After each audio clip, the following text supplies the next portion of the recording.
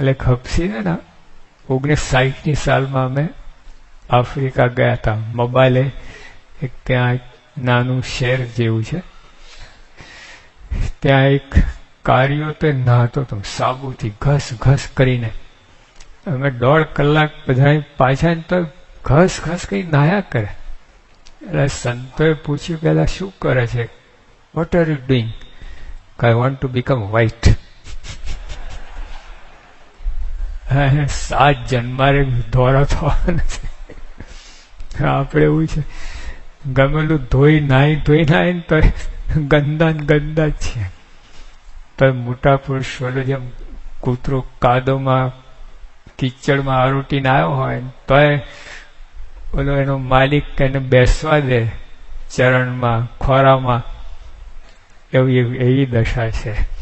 આપણે એવા ગંદા પેન એમની દયા પાર નથી. આવો આવો બધું થશે, મારી પાસે આવે બધું પાર પાડી દઈશ તમને. એમને શ્રદ્ધા છે.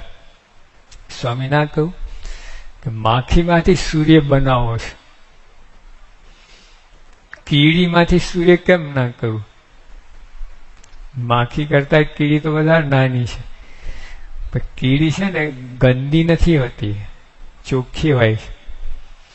અને માખી છે ગંદી હોય છે. અલ્પ તો છે પણ ગંદી પણ છે. એમ આપણને સ્વામી કહ્યું માખીમાંથી સૂર્ય બનાવવું છે. અલ્પ તો છીએ આપણે, સૂર્ય જેવા સમર્થ બનાવવા છે, પણ માખી છો કે તમે ગંદા પણ છો. નાના તો છો, અલ્પ છો, પણ ગંદા પણ છો. પણ એમને સંકલ્પ કરો છે બસ તમે મારી પાસે આવ્યા, બસ તો એટલું જ કરજો, મને છોડતા નહીં તમે. હું ગમે એમ કરું, ભલા ઓપરેશન કરે ને ત્યારે તે વખતે ગુમડું હોય ને ફોડવાનું હોય તો બરાબર દુખાડવું પડે. 5 પર ઉકાળા માટે દબાવીને કરવું પડે ને. તે વખતે તે હરખારે કે ભાઈ કરો તો કામ થઈ જાય.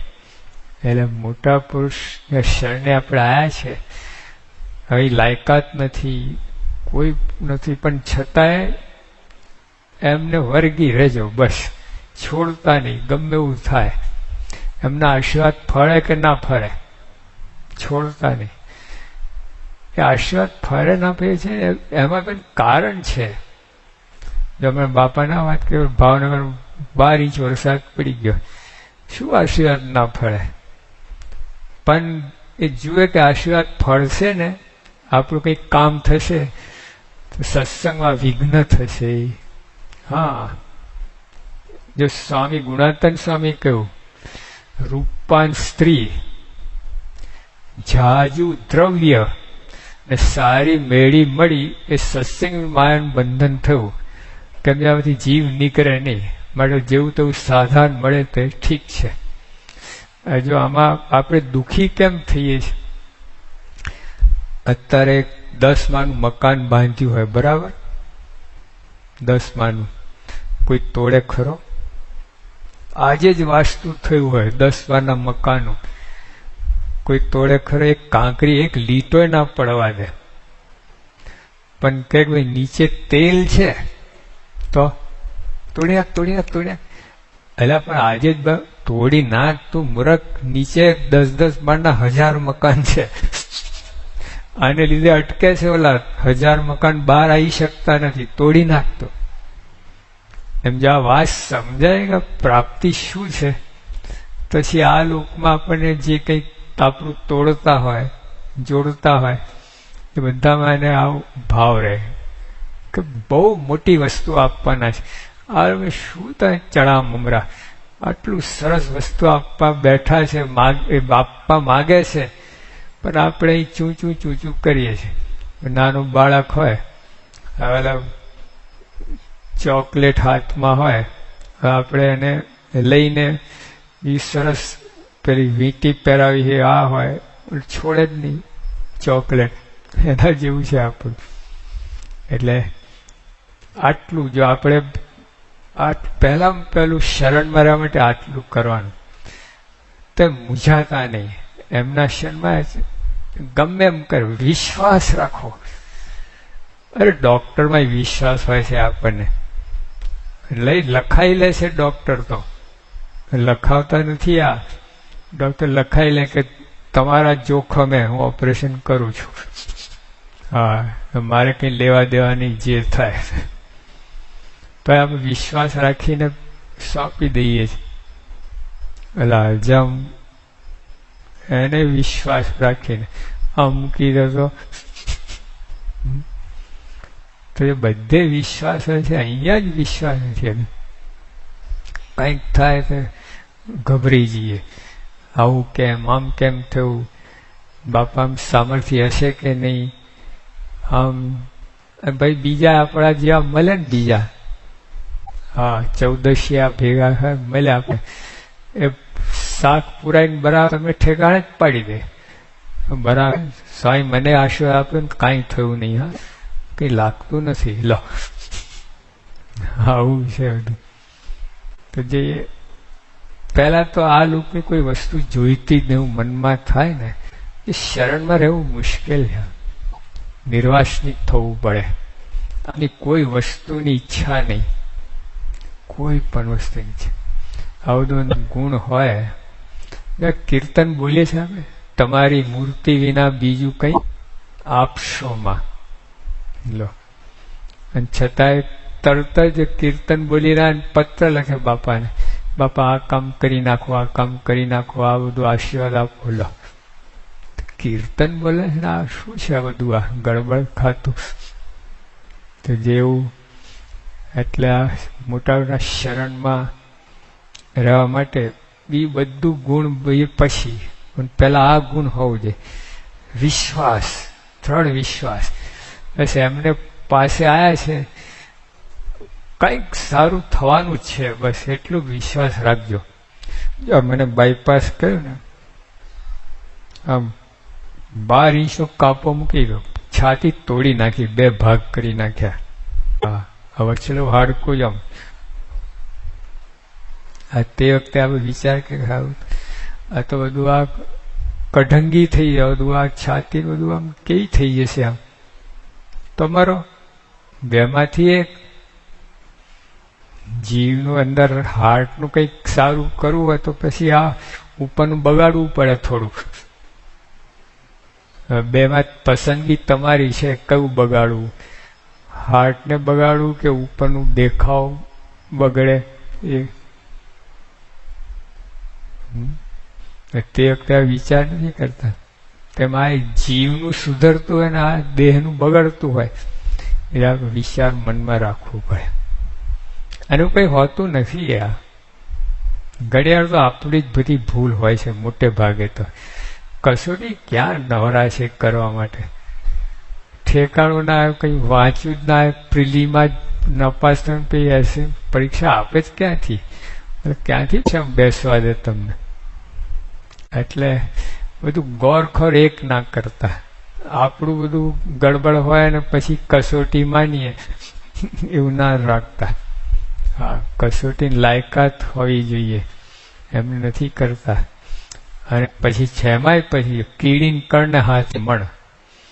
આ લોકો બેઠા છે કયા ધોરણમાં છે?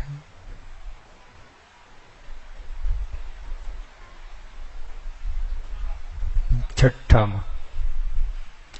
હવે છઠ્ઠામાં છે. હવે એને પરીક્ષા વખતે એને SSC ના પેપર આપવામાં આવે પરીક્ષામાં.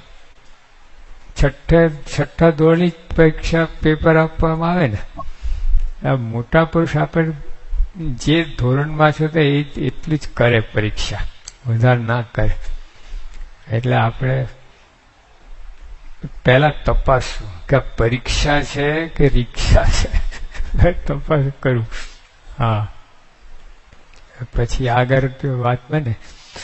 એટલે હવે જે હોય તો, પણ આટલું જ આપણે કરી શકીએ શરણમાં રહેવા માટે. આટલું કે વિશ્વાસ, બસ અહીં આપણે બરાબર સાચે ઠેકાણે આવી ગયા છે. હવે હલતા નહીં, હવે બીજો કોઈ વિચાર કરતા નહીં. અહીંયા પાર પડવાનો વિચાર આવે. યોગી આપણે અમે સાધુ થયા ને, પેલા ગુરુ મંત્ર આપે ને, તો ગુરુ મંત્ર સાહેબ શું કહે? આમાં રાખ, આમાં રાખ બધાને આ મંત્ર. અને કૃષ્ણ પેલી જે એ બધું મંત્ર નહીં. સ્વામી કહે આમાં રાગ થવાનું છે બસ, બીજું કાંઈ નહીં. છોડતા જ નહીં. આ ધારણ કર્યું છે પાર પડવાનું છે બસ. તો એમ આપણે આ શરણાગતિ સ્વીકારી છે, બીજી વાત નહીં. એક જ ઠેકાણે પાર પડી જવાનું, બીજો વિચાર જ નહીં કરવાનો. જ્યાં લગી જો મુક્તાન સ્વામી કહ્યું, જ્યાં લગી દિલ ડગમગે નવ ભ્રમ પ્રકાશે રે. મતલબ વેગે વહેતા વારીમાં પ્રતિબિંબ ના ભાષે, તેમ જ્યાં લગી દિલ ડગમગે નવ ભ્રમ પ્રકાશે રે. બોલો પાણી વહેતું હોય ને ખડખડ ખડખડ ખડ, એમાં મોઢું દેખાય તો શું દેખાય? પણ તલાવમાં સ્થિર પાણી હોય તો બધું દેખાય. તો આપણે બોચાસન મંદિર છે ને, સામે તલાવ છે, તો સ્કૂલ બાજુ તમે જો તો આખું મંદિર દેખાય છે. સ્થિર પાણી હોય ને આખું દેખાય. તેમ જો આપણે મનમાં ડગમગ ડગમગ છો કે આ સાચું હશે ખોટું, એ પ્રમુખ સાહેબ કેવા હશે, શું છે, કેમ છે, આવું સ્વામિનારાયણ સંભળાવ શું છે, બધું ડગમગ ડગમગ ત્યાંથી કાંઈ ના થાય, કોઈ કામ જ ના થાય. એક વાર દ્રઢ થઈ ગયું બસ આ બરાબર છે, પાક્કું છે. આમ બુદ્ધિનું કામ નથી બહુ, અને બુદ્ધિ ના આપે એવું નથી. જોજો હા જો સાધુજીને બધી વાત કહી ને, બુદ્ધિ ના વાપરો પછી કઈનું કઈ થઈ જાય, એટલું એવું જોવાનું છે. પણ આ એકવાર આ પહોંચ્યા પછી આપણે જોવું આપણું મન કરું, પછી અંદર બુદ્ધિ લડાવવાની જરૂર નહીં. Faith is extension of reason. Faith છે ને તો રીઝનિંગ, એટલે જ્યાં તર્ક તારું કામ કરે પછી તર્ક બંધ થાય પછી બુદ્ધિ કામ ના કરે, એના પછી જે આવે છે એક્સટેન્શન, એ ફેથ, એ શ્રદ્ધા, વિશ્વાસ. ત્યાં સુધી આ બુદ્ધિ ચાલતી ત્યાં હજી કરવાનું નથી. પછી અમુક વસ્તુ તો ના સમજાય, તો તે વખતે આમ પછી વિશ્વાસ, શ્રદ્ધા રાખવાના છે. પછી બુદ્ધિનું કામ પડે ને ત્યાં ચલાવવાની બુદ્ધિ. જો શાસ્ત્રી મહારાજ ભગતજીમાં ના કહું, ભગત કહેતા અક્ષરની વાત કરી, આ વાત ક્યાંથી લાયા? ભગતજીને કહે છે મારા કોઈ વાત કંઈ કરી નથી. અને પછી બધી આ વાત આવે, પણ ટૂંકમાં કહે કે ભગતજીને શાસ્ત્રીએ ઊભા રાખ્યા આ વાત. એટલે આપણે આમ જો નિષ્કોણ સાહેબ લખ્યું છે, મેળી દાપણ ને ભોળાપણ અરે એ દાસના દાસ થઈને રે. દાપણ એ કામનું નહીં, ભોળપણ પણ કામનું નહીં, બેની વચલે માર્ગ છે, અને એમાં દાસના દાસ. આ રીતે જો આ સત્સંગ કરીએ ને, શરણમાં રહેવાય આપણે, નિરાતે પ્રશ્ન ન થાય. એ બાળક છે, એને માના ખોરામાં બેઠો છે, બરાબર, એને કઈ ચિંતા છે, એને એ નિર્ભય, એને કોઈ પ્રશ્ન જ નથી. એકદમ સલામતી, જેને બીજો વિચાર જ નથી આવતો, એને એમ લાગે બસ સલામત છો, મારે કોઈ પ્રશ્ન જ નથી. આપણે એવી રીતે શરણાગતિ કરવાનું. મોટા પુરુષના એમાં એમને શરણમાં આવ્યા, છોડી દેવાનું બધું, અને એ કેમ વિચારવાનું, દ્રઢ વિશ્વાસ રાખવાનો, જે કરશે સારું જ કરશે. ડોક્ટરનો વિશ્વાસ હોય છે, જેમ ચીરશે જેમ કાપા પાડે જેમ કઈ બધું સારું જ કરશે, પછી આમાં કેમ નહીં? તો આપણે આ શરણની વાત છે, એ જે ખાલી એક શાબ્દિક શબ્દ નથી, એ મતલબ બધું ઘણું બધું શાસ્ત્ર સમાયેલું છે શરણની અંદર. જો કૃષ્ણ ભગવાન અર્જુનને વાત કરી, અર્જુને કેટલી બધી માથાકૂટ કરી, કેટલા પ્રશ્નો થયા, છેવટે કૃષ્ણ ભગવાન બોલ્યા કે અર્જુનને કે બસ તું મારે શરણે આય, તું મનના બધા માનેલા ધર્મ, બધા મનના તુક્કા બધું મૂકી દે, હું કહું એમ કર, જા. એટલું કહ્યું તે આખું ગીતાનું સાર જ આ છે. લો, એટલે આપણે પણ શરણું નાની વાત નથી. શ્રીજી મહારાજે પણ કહ્યું મુક્તાન સ્વામી કહ્યું કે મહારાજ, કોઈ ભગવાનને રાજી કરે, અનંત સાધન કહીને રાજી કરે, અનંત સાધન કહીને રાજી કરે, અને એક બાજુ કોઈ એક જ સાધન કરે અને ભગવાન એટલા જ રાજી થાય. બોલા અનંત સાધન કહીને જેટલા રાજી કર્યા હોય એવા એક જ સાધનથી કોઈ એટલા જ રાજી કરે, એવું કોઈ ઉપાય ખરો, એવું કોઈ સાધન કરું? માં કે ભગવાન દ્રઢાશરો લો, અનંત સાધન બરાબર થઈ ગયું. આ તો બહુ મોટી વાત છે. શરણાગતિ જે છે ને બહુ મોટી વાત છે. સ્વામી કહ્યું કે એવા ગુણ આપજો, ત્યાં કસણીમાંથી ખસીએ નહીં, કસણી તમે કરો એમાં પાર પડીએ, અને તાર શરણમાં એવા ગુણ આપજો. સહજાનંદ સ્વામી મહારાજ.